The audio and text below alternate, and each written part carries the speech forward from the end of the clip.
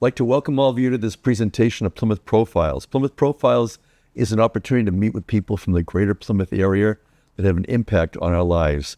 And today I'm very pleased to have a special presentation that is near and dear to me. It is one in which we're going to talk about brain aneurysms. As many of you may know, I am a brain aneurysm survivor. I had a diagnosis of a brain aneurysm a number of years ago, and fortunately, I was able to have successful surgery before I had a rupture. And today, we're going to be talking about a special event that we have each and every year in September. We're taping this in 2025, and our event is scheduled for Wednesday, September 3rd at Tavern on the Wharf from 5 to 7. It is to celebrate and observe Brain Aneurysm Awareness Month, which is the month of September, and we're going to be there to support other people, both survivors and family members that have lost people due to a brain aneurysm, and we're going to be spotlighting the Brain Aneurysm Foundation, which is here to support us. And we're going to begin today with this year's special honoree, Mary Langner. Mary, welcome. Thank you for being here. So, Mary, tell us a little bit about your past. First of all, where did you grow up? Where do you live? Tell us a little bit about you, for people that don't know you. So I grew up actually in New York, on the South Shore of Long Island, way out on the east, and went to school in upstate New York, went to Union College, and went into actually mental health for a profession. So I had many different jobs in different mental health venues, such as DCF and DMH and inpatient and outpatient therapy, and had a long, great career. Most recently worked in the Carver school system. When we met, I mentioned to you that my wife is a clinician. Yes. With a background in mental health and worked for many years as a psychotherapist. So in the course of your work, did that help you to learn a little bit about either anatomy or the brain? So given that I've worked with people with brain disorders, I always had a special interest in brain function, how the brain works, and how it contributes to different challenges that people have, with their behavior, thoughts, mood. And when did you come to this area?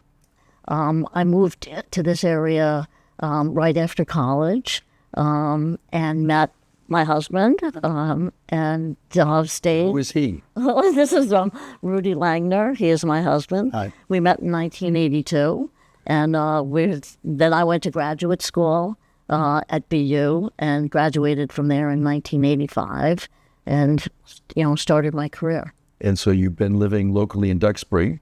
Yeah, we lived in Marshfield, Milton and Marshfield for 19 years, and we've been living in Duxbury for the last 8 years. Great. So now let's go to last year. What happened to you last year? So on Saturday, April 27th, 2024, I had a completely normal day in every way. Felt completely fine. It was very busy. And there would be nothing that would make me think that anything was going to go wrong. We went to a friend's house for dinner. There were 3 couples there for dinner. We're having a nice time. It was just the usual night with friends. And between dinner and dessert, people were just kind of cleaning up the dinner things, preparing for dessert. I had made a lovely dessert to share with people. And very suddenly, my vision became very blurry to the point where I would say it was distorted. I had a feeling that I was going to faint. I walked up to my husband, which was kind of difficult, actually, because of my vision, but I could hear him. And I told him that I was having trouble with my vision. I felt like I was going to faint. He sat me down, and I said to him, "Oh, my God, I know what's happening. I'm having a stroke." And at that point, I lost consciousness. So, Rudy, tell us, pick it up from there. What happened after that? Well, we sat her down. She diagnosed exactly what was going on, and with her background and her interest in brain function, and she's always studied it almost as a hobby.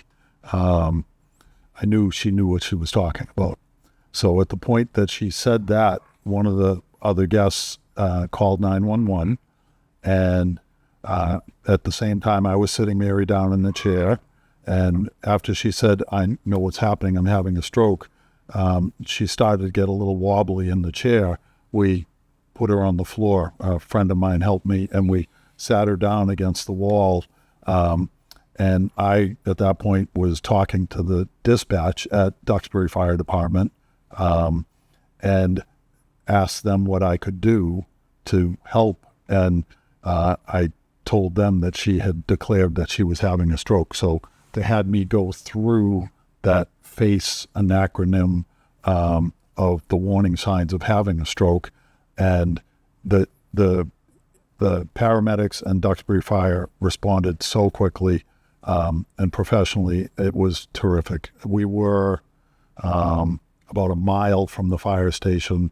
I think when something like that is happening, you usually think that the amount of time that's going by just drags on forever. I was still on the phone with the dispatcher when they came in. They immediately took over, stabilized her, got her on the gurney to put her in the ambulance, where they transported her to BI in Plymouth. And they immediately knew that she needed to get to Boston. For one reason or another, they could not get a med-flight helicopter, so they did what they could to stabilize her there, and then they put her in an advanced life support ambulance and took her to Beth Israel in Boston. So this was Beth Israel Hospital in Plymouth that she then went to the hospital in Boston. Yes. And then what happened? Well, on the way there, I called our sons and got through to them and asked them to meet me. They both live in Boston, so that was great. They were both sitting on the bench outside BI in Boston when I got there, and they said, "Mom just got here a few minutes ago," and we went inside, and they sort of briefed us on what they thought was going on and had us sign releases and what their recommended course of action was. And so, Mary, what is your understanding as to what the treatment was? Well, my understanding from him is that the first thing they needed to do was to relieve the pressure in my brain. So they put a drain in my brain to relieve the bleeding and the swelling from the stroke. Is actually, from my understanding, causes the damage that leaves people with disabilities. So they did that immediately. And I actually did not regain consciousness for 2 days. So I'm sure that there was a period of people kind of not knowing, what was going to happen from there. What were you doing during all this time, Rudy? Well, while they were doing that, I was just waiting with my sons in the emergency department. And they have a very small, very specialized neuro unit, 8 beds at Beth Israel in Boston. And I think it was that, I can't recall if it was later that night or early the next morning. They brought her upstairs to that unit. And so that's a neuro-intensive care unit, a special needs unit. And what procedure did they perform on you? Well, initially they put a drain in her brain to drain the pressure, relieve the pressure on her brain, and they went looking for the aneurysm. So they were doing imaging studies of her head, trying to find what the source of the bleeding was. And they were unable to pinpoint that. And then the protocol apparently, or sometimes when you have an aneurysm after it bursts, then it goes flat, and it's difficult to find. So it took till May 6th. It took 8 or 9 days. They go in again after 5 or 6 days, after your head has cleared the fluid and the blood between your brain and your skull. And it took total 8 or 9 days for them to actually find the original aneurysm, the source of the bleeding. And then they needed to get a stent. They presented with all of the different options for moving forward, coils, clipping, ideally a stent. They were going back and forth whether or not that was something they would be able to do by going through your blood vessels, Sure. or whether or not they were going to have to open up her head, which they do on a regular basis. Right. It's very scary. And so which choice did you make, Mary? I didn't make any choice. He made them. Well, ultimately, Yes. I was in no condition to be making choices. Hey, my understanding is that Dr. Ogilvy, My health proxy took care of all that. Dr. Ogilvy, who founded the Brain Aneurysm Foundation a number of years ago, and Dr. Grandstein conferred, and they thought that they would be able to do it without removing part of her skull. And they had to order the part, so to speak, because it was the size of it was something that had actually only been approved January 1st of 2024. If this had happened 6 months earlier, FDA had not approved the procedure that they wanted to. Well, the perform. part. The- Yeah. right. They had done these types of things before in larger sizes, but the one that was appropriate for Mary had only become available 4.5 months earlier. So they got that 2 days later and did the procedure, and she was on her way to recovery and has, as you can see, fully recovered from this horrible incident. Yeah. It was a rough go there for a while. I had trouble breathing. I had trouble with my heart rate, my blood pressure. I actually had to be intubated 3 times. And when they just couldn't stabilize my breathing, they gave me a tracheostomy. And I actually, when my memory comes back, I remember. when did you become aware of what was going on? I have spotty memory of once I got out of the ICU. Okay. I remember nurses actually sitting with me, and apparently my hair was all coated with dried blood, and they were helping with trying to get that off of my head. That's kind of my first memory. It's interesting that Rudy describes that at times that I was unconscious at times in the ICU, but that sometimes I was able to talk and have conversations, and I don't remember any of that.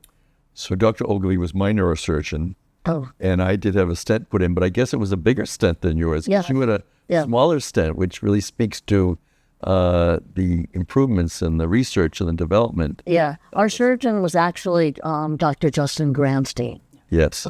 So, Neuro. yes, with Dr. Ogilvy's, support and supervision. So after you got out of ICU, where did you go? To a step-down unit Yep. for just a few days before being transferred to Spalding Rehab in Boston. And why were you at Spalding?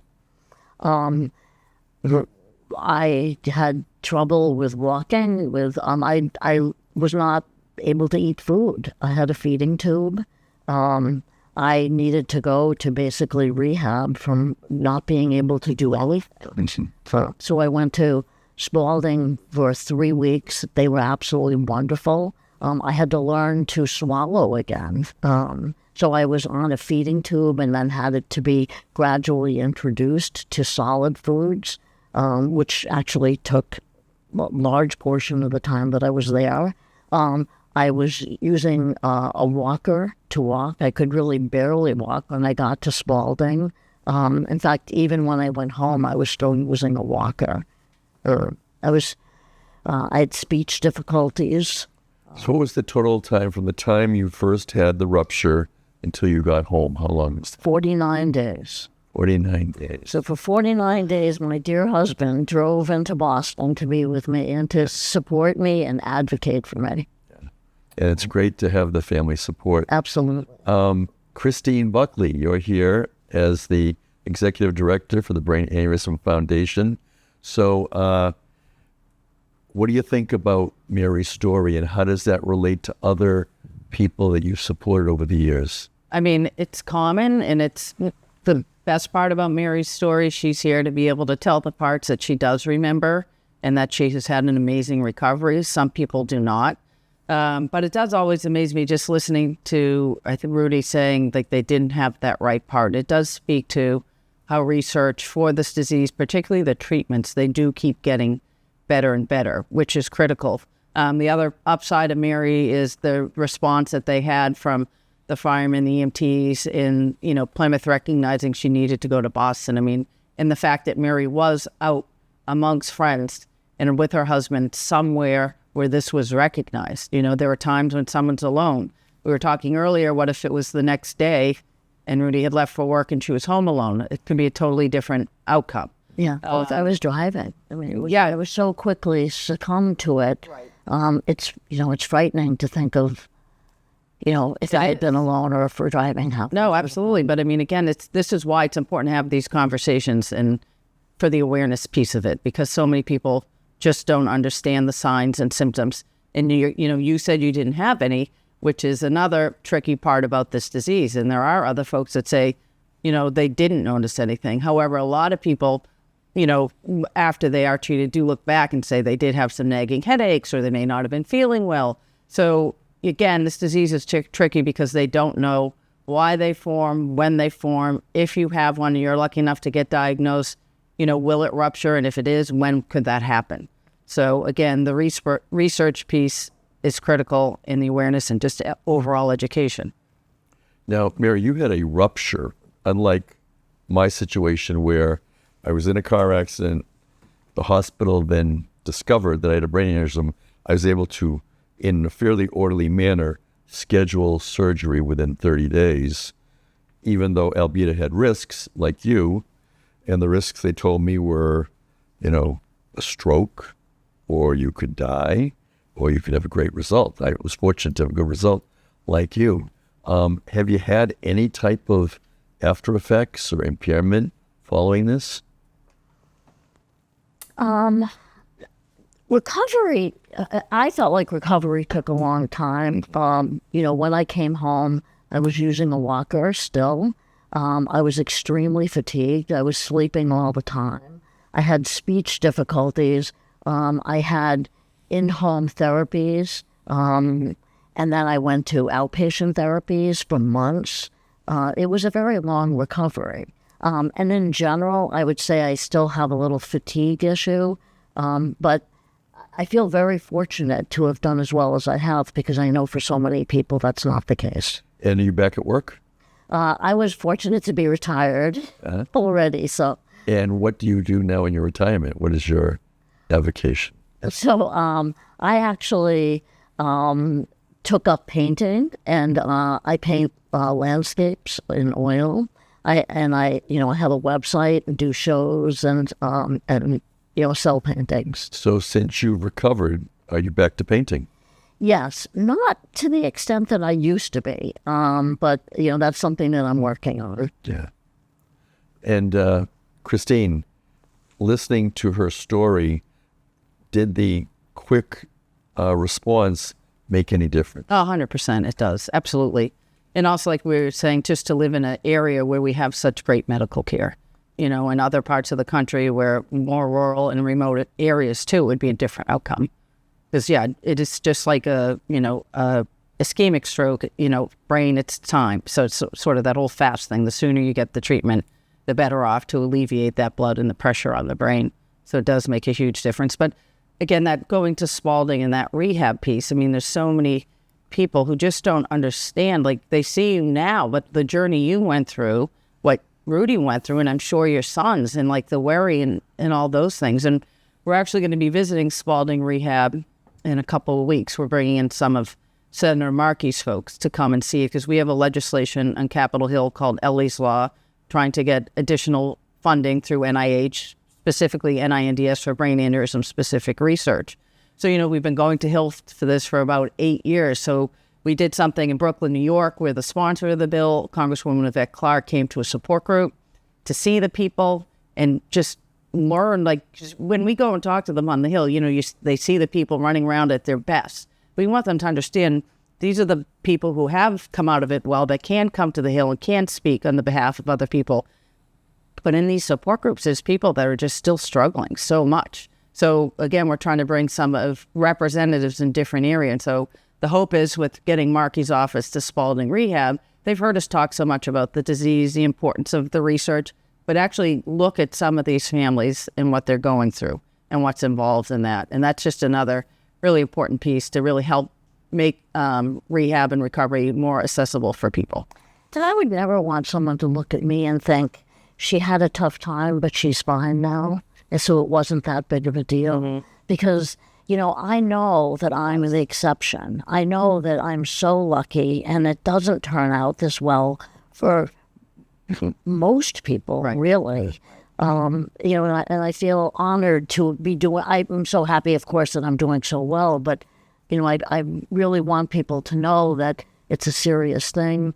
People don't always, it doesn't turn out this well. I was so lucky in so many ways. That's another hard thing. I always tell people because, you know, the average age of impact is 35 to 60, right? So it's prime of life. So people who even survive that have deficits can sit in front of you for 5, 10, 15 minutes and have a conversation, and you think they're totally fine. So that's difficult for folks that, you know, are trying to go back to work and they are tired and lights and noise bother them and they realize they can't go back to do what they used to do. But someone who hasn't experienced it or hasn't known someone that's experienced doesn't realize the journey that person has had, and it's not understanding of why can't they work that 8 hours. Like maybe they can do a half a day, but they can't do a whole day.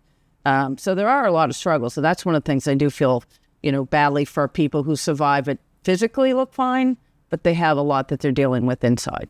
And I felt like that in the beginning of my recovery. I think, you know, within a few months, I think I was on the outside looking like I was completely fine, when really on the inside I was very fatigued and, you know, really kind of feeling a little slow, and things were hard. And I just didn't have the stamina and endurance that, you know, I've gone on to do better. And of course I'm doing better now. But I think a lot of people did look at me in the first few months and say, wow, that was fast. Yeah. So I'm thinking, well, it's not really over yet. Yeah. A couple of people even went so far as to say, well, look at you, it couldn't have been that bad. And I can tell them that was not the case. It was very serious for a very long time. And it's important to raise awareness about the disease, for people to recognize the symptoms, and for us to push for funding Well, the more things could for be, further research. you know, if people could be screened, you know, I had no idea that was the case for me. I mean, just think if screening could have saved me from going through that. That's another thing we're trying to work on we're going to focus in Massachusetts first, so currently the legislation says or regulations are, there has to be 2 or more people in one family to then start scanning family members. So we want it to be one incident because it does run in families about 25% of the time. Yeah. So why do you want to wait for another person to go through it? And researchers and physicians are working a protocol. They're starting with women who smoke in that 35 to 60 range with high blood pressure. Smoking increases it like this, just off the roof. So to even start with some population to prove the cost savings, because everything comes down to money, that there is a cost savings as well to scan these folks, find them and treat them, because people get treated now and go home the same day, which I still think could be crazy, but it happens, you know? Yeah. So that early detection is critical, and there are researchers who are working in identifying a blood-based biomarker, so hopefully one day there can be a blood test. And there are great strides being made in that, probably not in the next 2 to 3 years, but maybe that 3 to 5 to 8, that will change, and that would be, you know, amazing. Yeah. So, Mary, we're pretty fortunate to be here and be able to tell our story. Absolutely. And Christine, you've kind of alluded to some of the things that you do. You do the advocacy on the Hill, and you're involved in research. Why don't you give us, if you could, a little more information about what is the Brain Aneurysm Foundation, how did it come about, and what are the things that you're doing? Sure. I mean, the foundation started in 1994 in Boston, Mass. Out of Mass General. There was a nurse who had a rupture, got treated, and she even realized with her medical background, I have no idea what to expect. And that was pre-websites or anything like that. So she went to her treating physician and nurse to say, will you help me start this? So they did agree, and that being Dr. Ogilvy and then my sister, Dee Buckley, who joined forces with this nurse, got it going, did all the paperwork. They really had no foresight or plan going forward. They were just trying to support, a colleague and a patient in her recovery. And, that being said, it started out very grassroots, just awareness. They developed pamphlets and started a support group at the hospital. And then, just like other things over time, slow traction, ended up being volunteer-driven until 2006. I have a healthcare finance background. I was a volunteer for 8 years before coming on to be the first employee in 2006. So the first thing I did start, again, there was not a lot of money in the bank when I took this job. Not that there's a ton now, but there's more. So I figured, all right, let's start funding research, because just looking around at other organizations, and it's a reason for people to donate because they want to support research. So in 2007, we gave out our first research grants, 2 of them for $10,000. We take this program to a different city and state with someone on our medical board. So September 11th will be in Scottsdale, Arizona, hosted by a doctor from the Barrow there, and we'll be awarding $590,000 to 14 different projects, again, awarded to folks all across the country. So that really, started the research program, which we're going to forever keep and hopefully keep growing. And then just overall awareness, education on the disease, support for families and caregivers as well. And then the advocacy piece we started probably at least 10 years or so ago, again, to try to increase the level of federal funding. But the education is also for physicians like EMTs. We've done different programs. We currently work with an organization called PriMed, and there's someone in Philadelphia, I think tomorrow, who will be giving a lecture on the detection of management. So this organization has primary care doctors, nurse practitioners, and PAs who come to this, and there can be like 600 to 1,000 people in the room who hear this lecture. And we've been doing this for about 8 years, and we do it at different locations across the country, about 3 different lectures, have one online. It's a costly endeavor, but the feedback from the physicians who attend and the people who do present, that come back and be like, I can't believe people line up to ask them questions afterwards, because it's not easy as a primary care doctor seeing people with all these different things. And, how long ago were they in med school? How much did they actually talk about an aneurysm? They maybe remember stroke. But we've had so much feedback that doctors will go back to their practice and make changes when someone is coming in with that headache or vision changes, and bring brain aneurysm into the differential diagnosis. So just last year, one of our doctors was doing it again for the second time. He got up to the podium, and a doctor left him a note saying, because of this lecture, I sent one of my patients for a scan. She had a brain aneurysm, was treated, and she's doing fine. Wow. So it's, little things like that. And, it's hard to hit everybody all the time. But again, any avenue to raise the awareness and educate in the early detection, because it's a very treatable disease, but you can't treat it if you don't know that you have it. So it's really not just the awareness for the public, but even with professionals such as primary care physicians. Exactly. And what are those signs what's the most common? I mean, for the rupture, it's that worst headache of your life. But that's if it's, boom, that rupture just occurs. But there's something called a sentinel bleed, where someone will have a bit of a headache. They'll feel something different, but, they don't pass out. They continue on for, 5 days or whatever. And then they might be having flu-like symptoms, earache, feeling overall fatigue and fluish. But it's also that nagging headache. It made that worst headache one might have come and gone, but it's still there. So just for people to know, particularly like neck up, if there's something different, you need to go to your doctor and advocate for yourself. And it's difficult. And again, for the primary care physician, it is hard, right? A headache is a symptom of so many things. But when we talk to survivors or even family members who've lost somebody who had gone and sought treatment, and they could look at a female that's, say, 30 years old, it's hormonal, you're under stress, take a, pain medicine or, aspirin. And we've heard too many stories that is then turned into, either disability or death just because of the failure to do a scan. So it's a difficult disease, I think, to diagnose, but I just think of it with greater awareness and education. And I think education along with American Heart and Stroke. I mean, we did do a joint fact sheet with them this year and have had conversations. You're talking about ischemic stroke, and everybody knows fast. So while you're doing that, having that conversation, also talk about the hemorrhagic stroke and that bleed. And there's similarities in signs and symptoms, and there's differences. But at the end of the day, we should be talking about them together. So we were happy at least to do that fact sheet that they'll take to the conferences that they go to. It's in English and Spanish. Again, everything is just a little step to broadening the awareness and education so someone can seek the treatment that is readily available. And like you learned, getting better, right? This part was ready for you, but it wouldn't have been ready 6 months prior. Yeah. So there are so many changes, and that is great. But again, if someone doesn't know they have it, you can't treat it. So hopefully one day there will be a scanning protocol for this, like there are some other diseases, just because it's such a quick instance and what can happen is just terrible. It's different than cancer where you can be diagnosed, you can have a chance, you can have a fight. This is just so instant.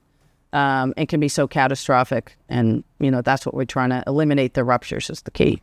I was amazed. So many people were so supportive to me. The people in the community, friends. I mean, it was just wonderful how many people stepped up to be supportive, to bring me food, to, help me. And the beautiful cards and notes I received were just wonderful. But I was really struck by how few people had any knowledge or experience with what had happened to me. Right. Us included. Yeah. 2 people knew what it was. And both of them said, like, oh, my mother had that and she died.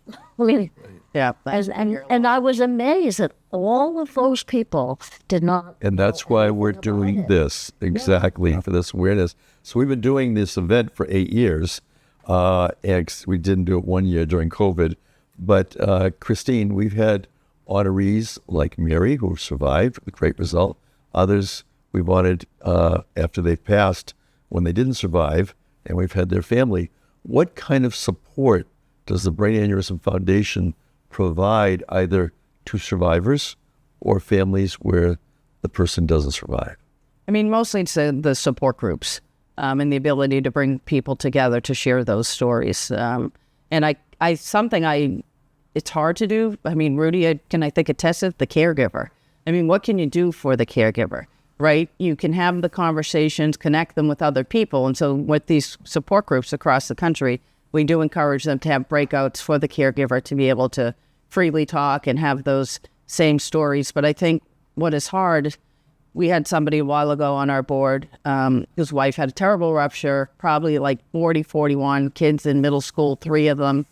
And, he was working, and he said, at first everyone was great, bringing food, helping go to the medical appointments, taking kids to practices. And then he's like, one day it's all over. They want you back at work. So, the caregiver, it's a really tough role. And I just feel we can't do enough for the caregivers, but we try to do it through the support groups. And again, you remember everything, you don't. So, it's good you don't. But for what Rudy had to go through, and even your sons, it's really, really hard. So we just provide a forum for people to come together, to take part in events, come to DC and join us, and, just be part of the foundation how in a way it makes sense for you. And, to become an advocate and an ambassador like Steve, the same thing what you've been doing. You haven't stopped after you've been treated. You do things like this, you have this event, and that's what we need people to do, just to be a voice, right? We need everyone who has gone through this to be able to speak and share their voice. So there are changes down the road. So tell us, we have our annual event, which is like an after hours where we can gather together and hear from a survivor, hear from you, Christine, and also mingle with other people who have gone through similar things and share our stories with members of the public. But what are some of the other events that the Brain Aneurysm Foundation sponsors throughout the year? The basis of our revenue really comes in through walks and runs and grassroots events. We don't have any state or federal funding. So September is our awareness month, as you know, and that's where we just have mostly really a lot of runs and walks, some golf tournaments.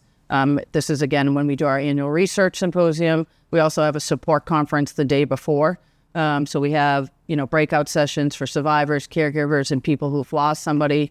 So we started that last year when we celebrated our 30th anniversary here in Boston. So this is a, busy time because, again, the researchers were getting all their posters in and putting everything together. And it's an exciting time. So, but it's really the grassroots work of folks like you all that are doing events and being part of events and being willing to speak out that really make the difference and make the organization who it is. Yeah. So, Mary, what do you hope for yourself going forward as a survivor of brain aneurysm? Do you get checked? I'm not clear what that is going forward. I know that at my 1-year anniversary, I had an angiogram to look at the stent and to see that everything was healing properly, and was told that it was exactly the way they would want it to look. Yeah. So that was very positive. And then I'll have an imaging study a year from now, and I'm not sure what the follow-up beyond that is. Have you traveled at all? They gave me a card afterwards to prove, if I went through security, that I have this metal stent in my head, but it hasn't really been a problem. Oh, actually we did travel, and, I had some reservations about going to another country and actually being on a plane and things like that. And my neurosurgeon, Dr. Grandstein, told me, absolutely, go have fun, don't worry, He actually required, in one of the follow-up visits, he said, the next time I see you, I want to hear about where you're going on vacation. He said, I want to know you're doing something really fun. Yeah. So, we took that to mean we got to plan something. So I'm not an anxious person in general, but I have to admit that after something like that happens, where you're, really rendered unconscious so quickly, it would be scary to be in another place, in another country. Well, being local, I was diagnosed as you were in Plymouth at Beth Israel Deaconess in Plymouth, and so we're pretty fortunate that they can route us to Boston, where there are some very qualified people.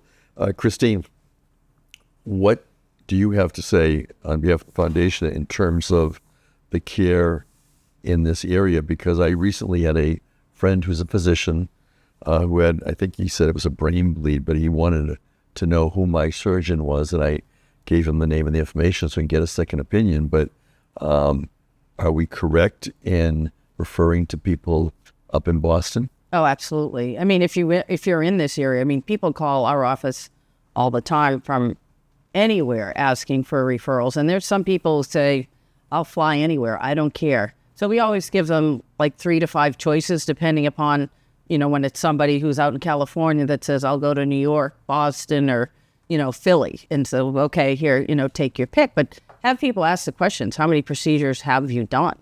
What have the outcomes been like? That's the thing. You just don't want to be walking in when someone does 10 or 20 a year. You want someone up in that hundreds level treating you. So we are fortunate to be in a city like this. And there are, we had a representative of our board go to a meeting at Queen's Hospital in Hawaii last year because they were having a conference. But you can imagine on the islands of Hawaii, right? So they're trying to really do a state-of-the-art program and try to figure out ways to, immediately get people the care they need more quickly and develop programs like that. But there's rural parts of the country, the same thing too. It's hard, right? If you can't get med-flighted or whatever the drive is. So it is fortunate for something like this. You have to go to a center where there are professionals who do this. The best case scenario is that there's somebody who can clip and somebody who can coil, like you had that decision. Because there are times clipping is better than coiling, and other times coiling's better than clipping, and sometimes it might be, okay, you pick one, right?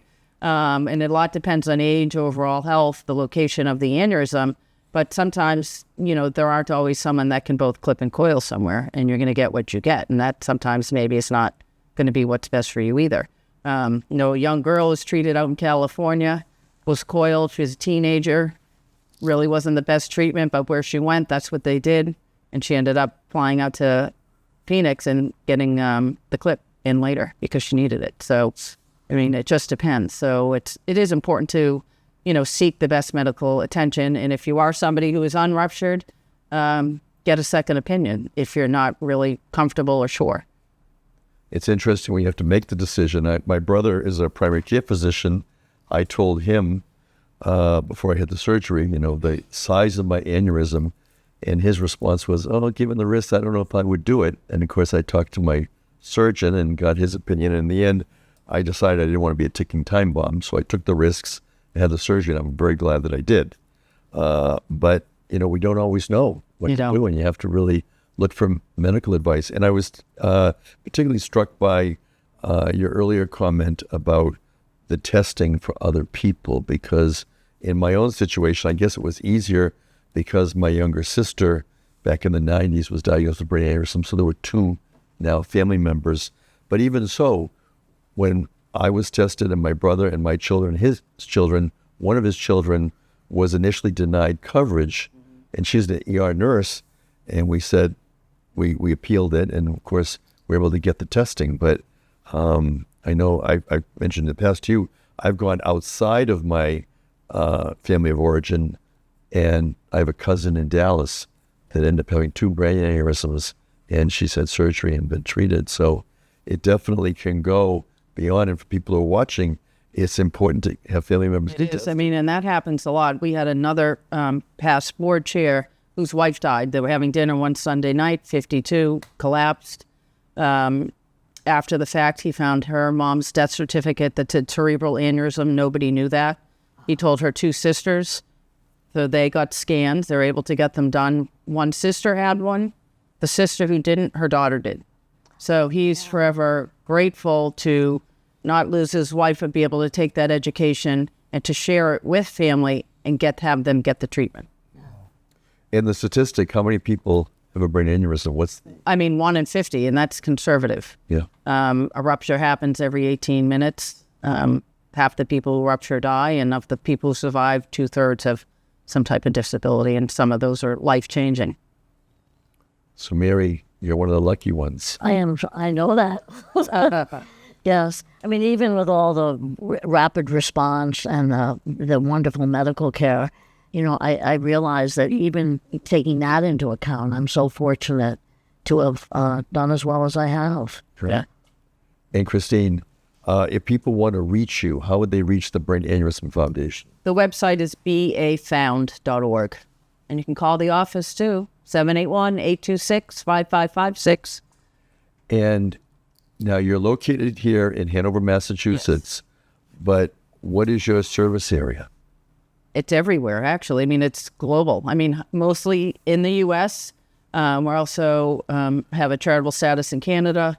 But, I mean, we deal with people all over the place. I'm currently talking to a woman in Australia who's a survivor who's been following our social media everywhere, and she just wants to try and get the same thing going there. And when we do webinars, just because I think after COVID, a lot of the support groups across the country that then went via Zoom just started getting people from all over the place. So even when we do webinars on all different topics, there's people from all over that join them just because of the limited resources. So Rudy, for people who are watching, if you're a caregiver, what would you want people to remember or hear as a caregiver for someone who goes through this? Be aware of your own shortcomings. Be patient, and just try and maintain a positive attitude. I'm a big believer in maintaining a positive attitude to overcome something like this. Be appreciative of the people in the medical field, from the firefighters, the EMTs, paramedics, the people that work in the hospitals, nurses, doctors, PAs. Try and appreciate what they do every day, because it's life-changing. And can I just add to that a little bit to the caregivers, particularly like Mary, you were not home for 49 days. I think it's very important, and some facilities are good to tell people, the caregivers, is have a journal, write things down, and, know what's happening each day and when. And the other thing is, ask questions. Don't be afraid to ask your caregiver questions, the physician or the nurse, because some people just, have that fear and they think everything, I can ask the questions and write things down, I think is a good advice to it. And to get more information, I know at one point I spoke when you couldn't on behalf of the organization out in California. So you do have people who can speak. If someone wanted a speaker, I know I've spoken to Rotary clubs and Lions and Kiwanis and other service organizations, but you do have people available. Yeah, absolutely. And it's good to have somebody like you someone with the lived experience to sometimes go and speak too, because it tell it better than anybody else. And so what about you, Mary? What would you want people who are watching this to remember? What, as a survivor, what do you think is important for people to remember as we try to spread awareness of brain aneurysms at this time of year? I would want people to just know about them so that if they or someone that they love and care about are having any symptoms whatsoever, to seek medical treatment immediately. I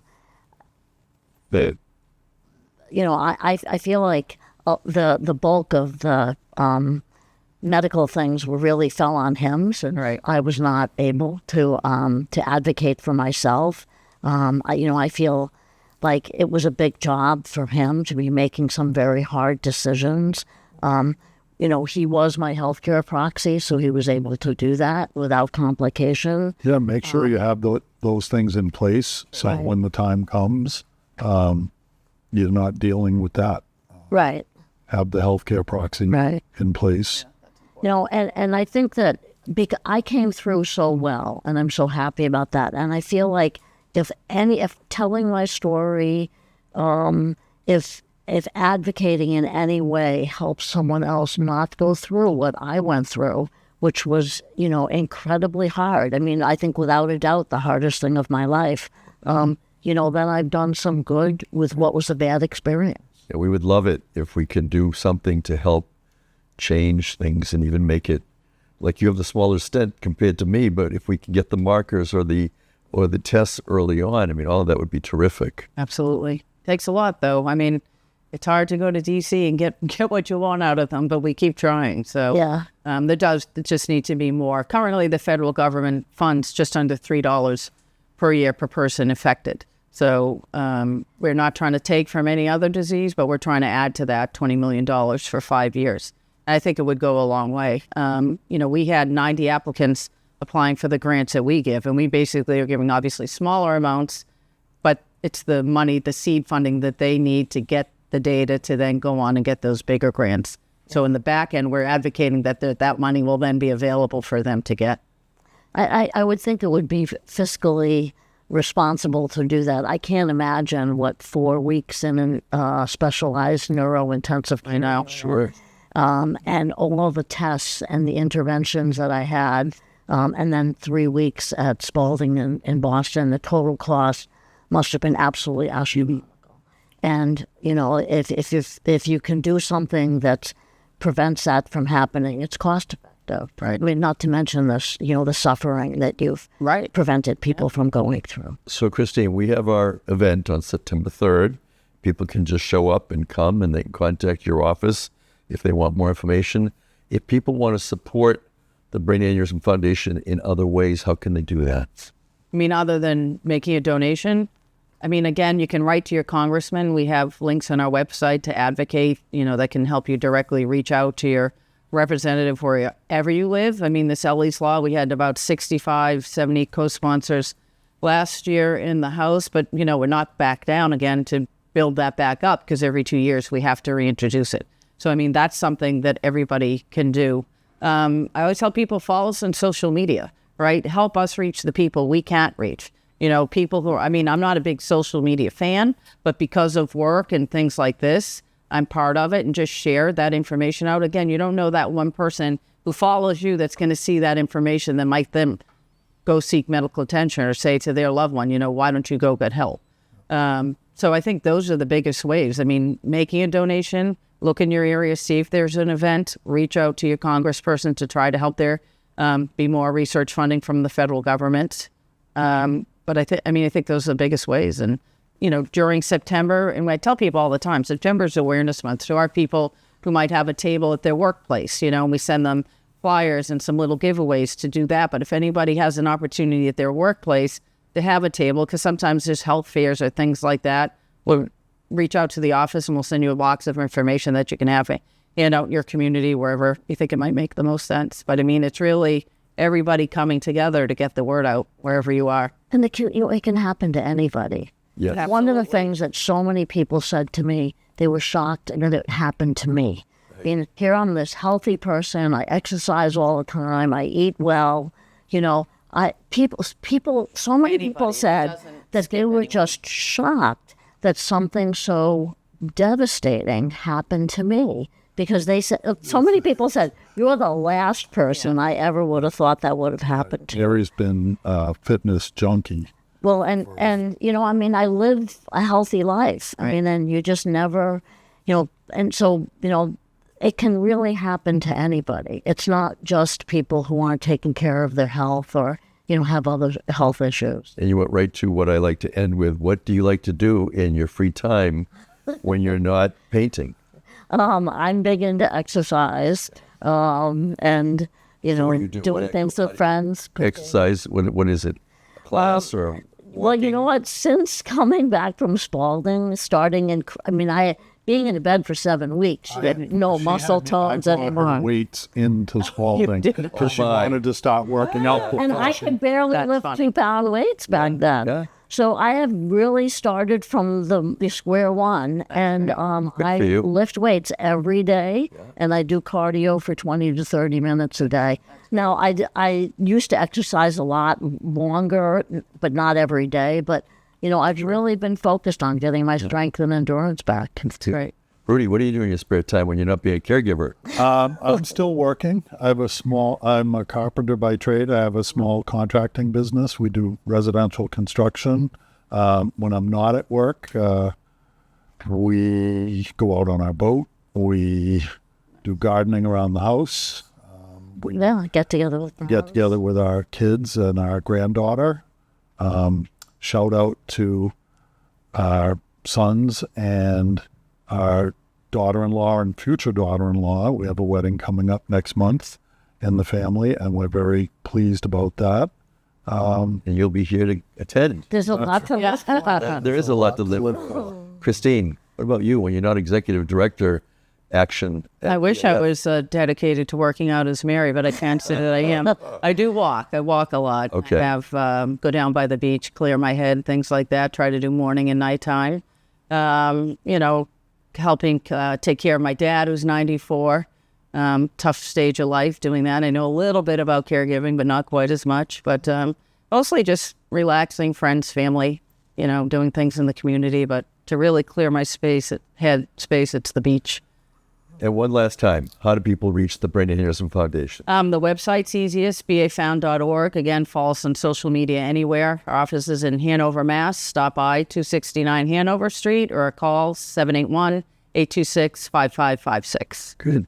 Thank you, Christine Buckley, Executive Director, Brain Aneurysm Foundation. Thank you, Rudy and Mary Langner, Brain Aneurysm Survivor and honoree for our upcoming event. I'd like to thank everybody for joining us. And again, our event coming up is on September 3rd. That's a Wednesday from 5 to 7 at Tavern on the Wharf here in Plymouth. And it is to kick off Brain Aneurysm Awareness Month, which is the month of September. Please join us for future presentations. And again, thank you to the local scene staff, Melissa Matinzi, here in studio and in the control room. We have Tom and his team helping us out. We really appreciate their support every time as we bring you these programs involving people from the greater Plymouth area. I'm Steve Triffletti. Please join us in the future. Good day.